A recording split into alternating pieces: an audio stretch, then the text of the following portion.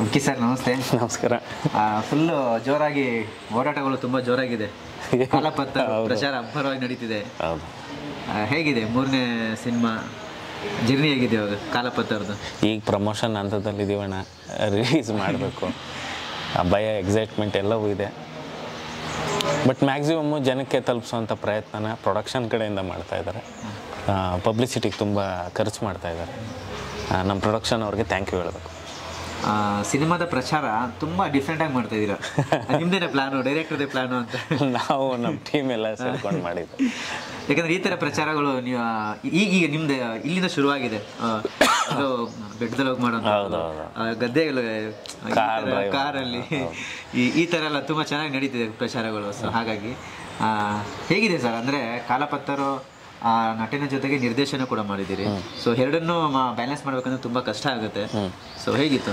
ಅಂದರೆ ಈ ಪಬ್ಲಿಸಿಟಿದು ಏನಂದರೆ ಬ್ರದರ್, ಇವಾಗಿರೋ ಕಂಟೆಂಟ್ಗಳು ಬರೋ ಇದರಲ್ಲಿ ಇವಾಗ ಎವ್ರಿ 1 ಅವರ್ಗೆ ಒಂದು ಹೊಸ ಸುದ್ದಿ ಬರೋದ್ರಿಂದ ನಾವು ಕಾನ್ಸ್ಟೆಂಟಾಗಿ ಪ್ರೇಕ್ಷಕರಿಗೆ ನಮ್ಮ ಸಿನಿಮಾಗೆ ಒಂದು ಸ್ವಲ್ಪ ಸೆಳಿಬೇಕಂದ್ರೆ ನಾವು ಎಫರ್ಟ್ ಹಾಕಬೇಕು. ಅದಕ್ಕೋಸ್ಕರ ಅವ್ರಿಗೂ ಒಂದು ವೆರೈಟಿಯಾಗೂ ಇರಲಿ ಇಂಟರ್ವ್ಯೂಸ್ ಅಂತ ಎಲ್ಲ ಪ್ಲ್ಯಾನ್ ಮಾಡಿ ಮಾಡ್ತಾ ಇರೋದು. ನಿಮ್ಮೊಬ್ರಿಗೆ ಮಾತ್ರ, ನಿಮಗೆ ಇನ್ನೊಂದು ಚಾನಲ್ ಮಾತ್ರ ಕೂತ್ಕೊಂಡು ಮಾತಾಡ್ತಾ ಇರೋದು. ಇನ್ನೆಲ್ಲರಿಗೂ ಯಾವುದೋ ಒಂದು ಬೇರೆ ಬೇರೆ ಪ್ಲೇಸಲ್ಲಿ ಹೋಗಿ, ಆದರೂ ಈ ಜಾಗದ ಸ್ಪೆಷಲ್ ನಿಮ್ಮನ್ನ ಇಲ್ಲೇ ಕರೆಸ್ತೆ ಅಂದರೆ ಇದು ನಮ್ಮ ಧನ್ಯ ರಾಮ್ಕುಮಾರ್ ಅವ್ರ ಮನೆ, ಅದಕ್ಕೆ ಇಲ್ಲಿ ಕರೆಸೋದು. ಇದು ಒಂದು ಸ್ಪೆಷಲ್ ಇದೆ ನಮ್ಮ ಇಂಟರ್ವ್ಯೂ ಅಲ್ಲಿ. ಇಲ್ಲ ಎಲ್ಲರೂ ಹೋಟೆಲಲ್ಲಿ ಅಲ್ಲಿ ಇಲ್ಲಿ ಮಾಡಿದ್ರು, ಇವತ್ತು ಇವ್ರ ಮನೆಯಲ್ಲಿ ಸ್ಪೆಷಲ್ ಇದೆ. ಈ ಥರ ಥಾಟ್ಸು ಒಬ್ಬ ನಿರ್ದೇಶಕನಿಗೆ ಬರೋದು ಅನ್ಸುತ್ತೆ ಸರ್. ಯಾಕಂದರೆ ನೀವು ಬಂದಿರೋಂಥ ಅಭ್ಯಾಸ ಇದೆ ಗೊತ್ತಾ. ಸೊ ಭಟ್ರು ಸೂರಿಗಾಡಿಯಿಂದ ಬಂದಿರೋದ್ರಿಂದ ಸೊ ನಿಮ್ದು ಆ ಥರ ಡಿಫ್ರೆಂಟ್ ಐಡಿಯಾಸು ಈ ಥರ ಎಲ್ಲ ಇರುತ್ತೆ ನಿಮಗೆ ಜಾಸ್ತಿ. ಅಂದರೆ ನನಗೇನಂದರೆ ಸರ್, ಜನಕ್ಕೆ ಈ ಕತೆ ರೀಚ್ ಆಗಬೇಕು ಅನ್ನೋದೊಂದು ಇದಿದೆ ಸರ್. ನಾವು ಶೂಟಿಂಗಲ್ಲಿ ಏನು ಎಫರ್ಟ್ ಹಾಕಿದ್ವು ಅದು ಎಲ್ಲದಕ್ಕೂ ಮೀರಿ ಜನಗಳಿಗೆ ತಲುಪಿಸೋದಕ್ಕೂ ಎಫರ್ಟ್ ಹಾಕಬೇಕು ಅನ್ನೋದು ನನ್ನ ಮೊದಲಿಂದನೂ ಇತ್ತು. ಅದಕ್ಕೋಸ್ಕರನೇ ಪಬ್ಲಿಸಿಟಿನ ನಾವು ಕಂಟಿನ್ಯೂ ಆಗಿ ಒಂದು ವೆರೈಟಿಯಾಗಿ ಮಾಡ್ಕೊಂಡು ಬರ್ತಾ ಇರೋದು. ಯಾಕಂದರೆ ನಾವು ಎಷ್ಟೇ ಎಫರ್ಟ್ ಹಾಕಿ ಸಿನಿಮಾ ಮಾಡಿದ್ನು ಜನಕ್ಕೆ ತಲುಪಲಿಲ್ಲ ಅಂದರೆ ಅದು ನಮ್ಮ ಎಫರ್ಟು ಇದಾಗುತ್ತಲ್ಲ ಸರ್. ಅದಕ್ಕೆ ನಾವು ಪ್ರಮೋಷನ್ಗೂ ಅಷ್ಟೇ ಎಫರ್ಟ್ ಹಾಕಿ, ಅದಕ್ಕೆ ಧನ್ಯವರು ಅಷ್ಟೇ ಸಪೋರ್ಟಿವ್ ಆಗಿ ಎಲ್ಲ ಕಡೆ ಬರ್ತಾ ಇದ್ದಾರೆ, ಇಡೀ ಟೀಮ್ ಮತ್ತು ಪ್ರೊಡಕ್ಷನ್ನು. ಯಾಕಂದರೆ ಇಲ್ಲಿಂದ ನಾವು ಮಂಡ್ಯಕ್ಕೆ ಹೋಗಬೇಕು, ಇನ್ನೊಂದು ರಾಮನಗರ್ಗೆ ಹೋಗಬೇಕು, ವೆಹಿಕಲ್ಸ್ ಬೇಕು, ಒಂದು 10-15 ಜನ ಬರ್ತಾರೆ. ಅದು ಒಂದು ಶೂಟಿಂಗ್ದು ಮಿನಿ ಶೂಟಿಂಗ್ ಥರನೇ ಇರೋದ್ರಿಂದ ಅದಕ್ಕೆಲ್ಲರೂ ಪ್ರೊಡಕ್ಷನ್ನು ನಮಗಷ್ಟೇ ಜೊತೆಯಲ್ಲಿ ನಿಂತ್ಕೊಂಡು ಹೆಲ್ಪ್ ಮಾಡ್ತಾ ಇದ್ದಾರೆ. ಮ್ಯಾಕ್ಸಿಮಮ್ ನಮ್ಮ ಕೈಯಲ್ಲಿ ಎಷ್ಟಾಗುತ್ತೆ ಅಷ್ಟು ರೀಚ್ ಮಾಡೋದಕ್ಕೆ ಟ್ರೈ ಮಾಡ್ತಾ ಇದ್ದೀವಿ. Super sir. ನೀವು ಸೆಲೆಕ್ಟ್ ಮಾಡ್ಕೋವಂಥ ಸಬ್ಜೆಕ್ಟ್ ತುಂಬ ವಿಶೇಷವಾಗಿರುತ್ತೆ, ಡಿಫ್ರೆಂಟ್. ಅಂದರೆ ಕೆಂಡೆ ಸಂಪಿಗೆ ಇರಲಿ, ಕಾಲೇಜ್ ಕುಮಾರ್ ಇರಲಿ, ಸೊ ಈಗ ಕಾಲಪತ್ತರು. ಸೊ ನಿಮ್ಗೆ ತುಂಬ ಚೆನ್ನಾಗಿ, ಅಂದರೆ ಒಂಥರ ಡಿಫ್ರೆಂಟಾಗಿರುತ್ತೆ ನಿಮ್ಮದು ಸಬ್ಜೆಕ್ಟ್ಗಳು. ಸೊ ಇದು ಯಾವ ಥರ ನೋಡ್ಬೋದು ನಾವು? ಅವೆರಡು ಸಿನಿಮಾಗೆ ಸಂಬಂಧ ಇಲ್ದಿರೋ ಒಂದು ಸಬ್ಜೆಕ್ಟ್ ಸರ್. ಇದರಲ್ಲೂ ಒಂದು ವೆರೈಟಿ ಇದೆ, ಬಟ್ ಅದನ್ನು ನಾನೇ ಹೇಳಿದ್ರೆ ಅದು ತಪ್ಪಾಗುತ್ತೆ. ಪ್ರೇಕ್ಷಕರು ನೋಡಿ ಹೇಳಿದ್ರೆ ಅದು ಬೆಟರ್ ಅಂತ ಅನ್ಸುತ್ತೆ. ನಾನೇ ವೆರೈಟಿ ಅಂತ ಅನ್ಕೊಬಿಡೋದು ತಪ್ಪು.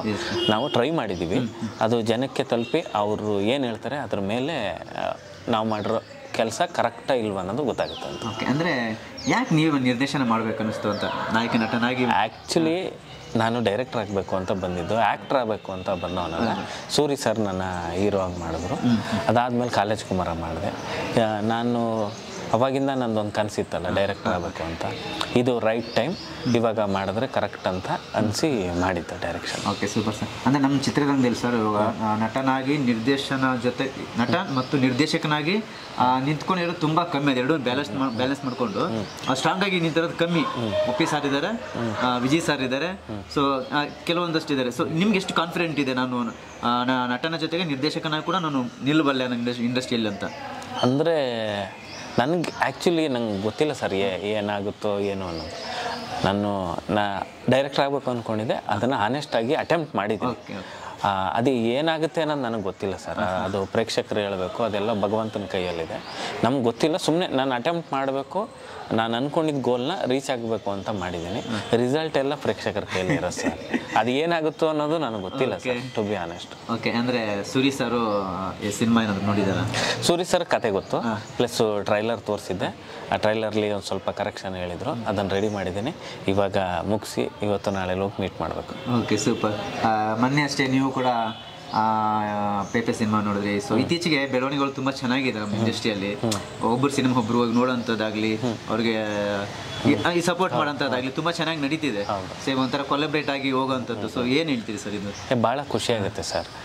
ವಿನಯ್ ಅವರು ಮತ್ತೆ ತಂಡನೇ, ಯಾಕಂದರೆ ವಿನಯ್ ಅವರು ಹೀರೋ ಹಾಕಿಂತ ಮುಂಚೆಯಿಂದ ನನಗೆ ಗೊತ್ತು. ನಾನು ಅಸಿಸ್ಟೆಂಟ್ ಡೈರೆಕ್ಟರ್ ಆಗಿದ್ದಾಗ ಶೂಟಿಂಗ್ ಸ್ಪಾಟ್ಗೆಲ್ಲ ಬರ್ತಾಯಿದ್ರು, ಅವಾಗಿಂದನೂ ಪರಿಚಯ ಇತ್ತು. ಆಮೇಲೆ ನಮ್ಮಲ್ಲಿ ಒಳ್ಳೆ ಬಾಂಧವ್ಯ ಇದೆ, ಒಬ್ರಿಗೊಬ್ರು ಸಪೋರ್ಟಿವ್ ಆಗಿ. ಪ್ಲಸ್ ನಮ್ಮ ಪ್ರೊಡ್ಯೂಸರ್, ಅವ್ರ ಪ್ರೊಡ್ಯೂಸರ್ ಫ್ರೆಂಡ್ಸು, ನಮಗೂ ವಿನಯ್ ಅವರು ಪರಿಚಯ ಇರೋದ್ರಿಂದ ಅದು ಎಲ್ಲರೂ ಒಬ್ರಿಗೊಬ್ಬರು ಸಪೋರ್ಟಿವ್ ಆಗಿ ಮಾಡಿದ್ರೆ ಚೆನ್ನಾಗಾಗುತ್ತೆ ಅನ್ನೋ ಇದ್ರ ಮೇಲೆ ಅವ್ರ ಜೊತೆ ಮಾತಾಡಿನೇ ನಾವು ಬಂದು ಮಾಡಿದ್ದ ಸಿನಿಮಾ. ಓಕೆ, ವಿನಯ್ ಅವ್ರನ್ನ ನಾವು ಪೇಪೆ ಹಿಂದಿನ ಸಿನಿಮಾ ತಗೊಂಡ್ರೆ ಎಲ್ಲ ನಾವು ಕ್ಲಾಸು ಲವ್ ಸ್ಟೋರಿ ಸಬ್ಜೆಕ್ಟ್ಗಳಲ್ಲಿ ನೋಡಿದ್ವಿ.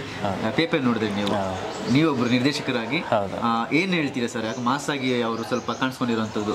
ವಿನಯ್ ಅವರು ತುಂಬ ಮಾಸ್ ಆಗಿ ಕಾಣ್ತಾರೆ. ಆಮೇಲೆ ವಿನಯ್ ಅವರು ಇನ್ನು ಮಾಸ್ ಪಿಕ್ಚರ್ನು ಮಾಡಬೇಕು ಅಂತ ನನ್ನ ಕಳಕಳಿಯ ಮನವಿ. ಓಕೆ ಸರ್, ಇನ್ನು ಈ ಸಿನಿಮಾಗೆ ಧನ್ಯ ಅವರು ಆಯ್ಕೆ ಆಗಿದೆ ಹೇಗೆ ಅಂತ? ಯಾಕಂದರೆ ನೀವು ಅವ್ರನ್ನ ಯಾಕೆ ಆಯ್ಕೆ ಮಾಡ್ಕೊಂಡ್ರಿ ಅಂತ? ಅಂದರೆ ಧನ್ಯ ಅವ್ರದ್ದು ಮೊದಲನೇ ಸಿನಿಮಾ ನೋಡಿದ್ಮೇಲೆ ಅವರ ನಟನೆ ಆಗಲಿ, ಅವ್ರ ಎಕ್ಸ್ಪ್ರೆಷನ್ ಆಗಲಿ ಚೆನ್ನಾಗಿತ್ತು. ಆಮೇಲೆ ಅವರು ಮಾಡ್ರನ್ ಹುಡುಗಿ ಆಗಿದ್ರು, ಒಂದು ಹಳ್ಳಿ ಹುಡುಗಿ ಪಾತ್ರ ಮಾಡಿದ್ರೆ ಅವ್ರು ಹೆಂಗೆ ಕ್ಯಾರಿ ಮಾಡಿ ಚೆನ್ನಾಗಿ ಮಾಡ್ತಾರೆ ಅನ್ನೋ ನಂಬಿಕೆ ಇದ್ದ ಕಾರಣ ಅವ್ರಿಗೋಗಿ ಅಪ್ರೋಚ್ ಮಾಡಿದ್ವಿ. ಅವರು ಒಪ್ಕೊಂಡು ಮಾಡಿದ್ವಿ. ಅವ್ರು ತುಂಬ ಚೆನ್ನಾಗಿ ಮಾಡಿದ್ದಾರೆ ಆ್ಯಕ್ಚುಲಿ ಸಿನಿಮಾದಲ್ಲಿ. ನೀವು ಇಷ್ಟು ಸಿನಿಮಾ ನೋಡಿದ್ದೀರಲ್ಲ, ಅದನ್ನು ಬಿಟ್ಟು ಇದ್ರಲ್ಲಿ ಬೇರೆನೇ ಒಂದು ಪರ್ಫಾರ್ಮ್ ಮಾಡಿದ್ದಾರೆ ಚೆನ್ನಾಗಿ. ಓಕೆ, ನಾವು ಕೆಲವೊಂದು ಈ ಸೀನ್ಸ್ ಎಲ್ಲ ನೋಡಿದಾಗ ಅದರಲ್ಲಿ ಬುಕ್ ಹಿಡ್ಕೊಂಡಿರೋದು ಮೋಸ್ಟ್ಲಿ ಟೀಚರ್ ಅನ್ಸುತ್ತೆ. ಹೌದು, ಟೀಚರ್ ಪಾತ್ರ ಮಾಡ್ತಾ ಇದ್ದಾರೆ. ನಾನು ಆರ್ಮಿಲಿ ಕೆಲಸ ಮಾಡುವಂಥ ವ್ಯಕ್ತಿ.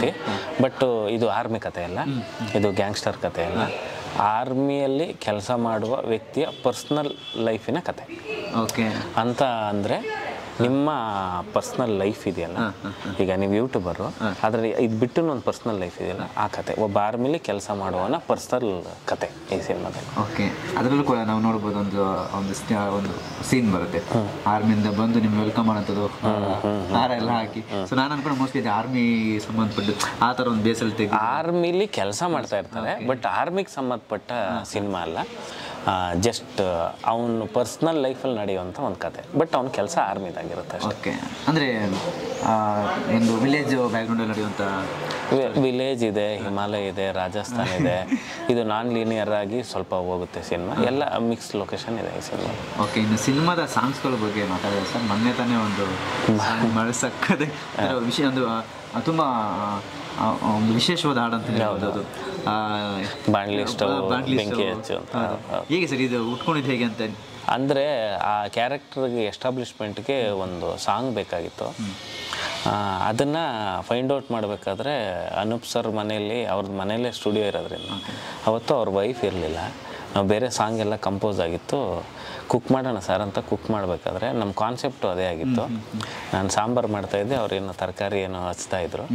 ಆವಾಗ ಬಾಣಲಿ ಇಟ್ಟಾಗ ನಾವಿಬ್ಬರೇ ಹಂಗೆ ಮಾತಾಡ್ತಾ ಬಾಣಲಿ ಸ್ಟವ್ ಬೆಂಕಿ ಹಚ್ಚು ಅಂತ ಮಾಡೋಣ ಅಂತ ಆ 4 ಲೈನು ಬರ್ಕೊಂಡು ಟ್ಯೂನ್ ಶುರು ಮಾಡೋದು. ಆಮೇಲೆ ಪ್ರಮೋದ್ ಅವ್ರು ಬಂದು ಕಂಪ್ಲೀಟ್ ಮಾಡಿದ್ರು ಅದನ್ನು. ಈ ಐಡಿಯಾಗಳೆಲ್ಲ ನಿಮ್ಮದೇ ಅಲ್ಲ, ಅದು ಮಾತಾಡ್ತಾ ಅನೂಪ್ ಸರ್ ನಾವಿಬ್ಬರು ಮಾತಾಡ್ತಾ ಆ ಕುಕ್ ಮಾಡೋ ಟೈಮಲ್ಲಿ ಇದನ್ನೇ ಇಟ್ಕೊಂಡು ಮಾಡೋಣ ಅಂಥೇಳಿ ಬಂದಿತ್ತು ಅದು. ಇನ್ನು ಆ ಸಾಂಗ್ ಯಾವ ಥರ ಸಾಂಗ್ಸ್ ಇರುತ್ತೆ ಅಂತ? ಇನ್ನು 3 ಸಾಂಗು ರಿಲೀಸ್ ಆಗಬೇಕಾಗಿದೆ. ನೆಕ್ಸ್ಟ್ ಒಂದು ಮೆಲಡಿ ನನ್ನ ವಿಹಾರ ಅಂತ ಒಂದು ಬರುತ್ತೆ, ಇನ್ನೊಂದು ಮಾತಾಡೆ ತಂಗಾಳಿ ಅಂತ ಒಂದಿದೆ, ಇನ್ನೊಂದು ಟೈಟಲ್ ಸಾಂಗ್ ಇದೆ ಕಾಲಪತ್ರ ಅಂತ. ಆ 3 ಸಾಂಗ್ನ ಅತಿ ಶೀಘ್ರದಲ್ಲೇ ಬ್ಯಾಕ್ ಟು ಬ್ಯಾಕ್ ರಿಲೀಸ್ ಮಾಡೋದಿದೆ. ಓಕೆ ಸರ್, ಇನ್ನು ದೊಡ್ಡ ಮನೆಯವರು ಅಂದರೆ ಅದೊಂದು ಪ್ರೀತಿ ವಿಶ್ವಾಸ ಒಂದು ಅದು ಬೇರೆ ಥರ. ಸೊ ಅಂಥವ್ರ ಜೊತೆ ಒಂದು ಸಿನಿಮಾ ಮಾಡಬೇಕಂದ್ರೆ ಅದರಲ್ಲೂ ಅವ್ರ ನಾಯಕ ನಟಿನಾಗಿ ಧನ್ಯವ್ರನ್ನ ಹಾಕೊಂಡಾಗ ಕೆಲವೊಂದು ಸೀನ್ಸ್ ಮಾಡ್ಬೇಕಾದ್ರೆ ನಿಮ್ಗೆ ಯಾವ ರೀತಿ ಕಂಫರ್ಟಬಲ್ ಐತೆ ಸರ್? ಅಂದರೆ ಅವರು ದೊಡ್ಡ ಮನೆಯಿಂದ ಬಂದರು, ಅದು ಆ ಥರದ್ದು ಏನೂ ಇಲ್ಲ. ಒಬ್ಬ ಆ್ಯಕ್ಟರ್ಸ್ಗೆ ಏನೇನು ಮಾಡಬೇಕು ಅದನ್ನೆಲ್ಲ ಆನ್ ಟೈಮಿಗೆ ಬಂದು ಹಿಂದಿನ ದಿನವೇ ಡೈಲಾಗ್ ಶೀಟ್ ತಗೊಂಡು ಅವ್ರದ್ದು ಸಂಪೂರ್ಣ 100% ಎಫರ್ಟ್ನ ನನ್ನ ಸಿನಿಮಾಗೆ ಹಾಕಿದ್ದಾರೆ. ದಿ ಬೆಸ್ಟ್ ಪರ್ಫಾರ್ಮ್ ಮಾಡಿದ್ದಾರೆ ನಾನು. ಸೊ ನಿಮ್ಗೇನಾದರೂ ಅಂದರೆ ಫಸ್ಟ್ ಡೇ ಅವ್ರ ಜೊತೆ ನೀವು ಸ್ಕ್ರೀನ್ ಶೇರ್ ಮಾಡುವಾಗ ಸೊ ನಿಮ್ಗೇನಾದರೂ ಅನಿಸ್ತಿತ್ತಾ ಇಲ್ಲ ಹೆಂಗಪ್ಪ ಏನಾದರೂ ಇಲ್ಲ ಅನ್ಕೊಂತಾರ ಅಥವಾ ಇಲ್ಲ ಆ ಥರದ್ದು ಏನಿಲ್ಲ. ಮೊದಲಿಂದನೂ ಕಂಫರ್ಟಬಲ್ ಆಗಿ ಪರಿಚಯ ಇದ್ದಿದ್ದರಿಂದ ಆರಾಮಾಗಿ ಮಾತಾಡಿಕೊಂಡು ಅವ್ರಿಗೆ ಆಲ್ರೆಡಿ ಬಾಂಡ್ ಸ್ಕ್ರಿಪ್ಟ್ ಕೊಟ್ಟಿದ್ದೆ, ಅವ್ರಿಗೂ ಗೊತ್ತಿತ್ತು ಏನು ಮಾಡಬೇಕು ಮಾಡಬಾರ್ದು ಅನ್ನೋದು. ಅದನ್ನು ತುಂಬ ಚೆನ್ನಾಗಿ ಮಾಡಿದ್ರು ಅವರು. ಓಕೆ ಸರ್, ಇನ್ನು ಸಿನಿಮಾ ಬಿಡುಗಡೆ 13ಕ್ಕೆ ಬಿಡುಗಡೆ ಆಗ್ತಿದೆ. ಸೊ ಪ್ರೇಕ್ಷಕರಿಗೆ ನೀವೇನು ಕೇಳ್ತೀವಿ, ಏನು ಹೇಳಲಿಕ್ಕೆ ಇಷ್ಟಪಡ್ತೀರಾ? ಸೊ ನೀವು ಎಷ್ಟು ನಿರೀಕ್ಷೆ ಇಟ್ಕೊಂಡಿದ್ದೀರಿ ನಿಮ್ಮ ನಿರ್ದೇಶನದ ಸಿನಿಮಾ? ಅಂದರೆ ನನ್ನ ಕೆಂಡಸಂಪಿಗೆ ಕಾಲೇಜ್ ಕುಮಾರ ಸಿನಿಮಾ ನೋಡಿ ಹರಿಸಿದ್ದೀರ, ಹಾಗೆ ಈ ಕಾಲಪತ್ತರ್ ಸಿನಿಮಾನು ನೋಡಿ ಹರಿಸಿ 100% ನಿಮಗೆ ಒಂದು ಎಂಟರ್ಟೈನ್ಮೆಂಟ್ ಇರುವಂಥ ಸಿನಿಮಾ, ಯು ಸರ್ಟಿಫಿಕೇಟ್ ಸಿನಿಮಾ, ಯಾವುದೇ ವಲ್ಗರ್ ಡೈಲಾಗ್ ಇರಲ್ಲ. ಒಂದು ಹೊಸ ಥರದ ಒಂದು ಜಾಗಗಳನ್ನು, ಹೊಸ ಥರದ ಒಂದು ಕಥೆಯನ್ನು ನೋಡ್ಬೋದು ಈ ಸಿನಿಮಾದಲ್ಲಿ ಅಂತ ಹೇಳೋಕ್ಕೆ ಇಷ್ಟಪಡ್ತೀನಿ. Thank you sir, thank you. ಸಿಗೋಣ ಮತ್ತೆ. Thank you brother.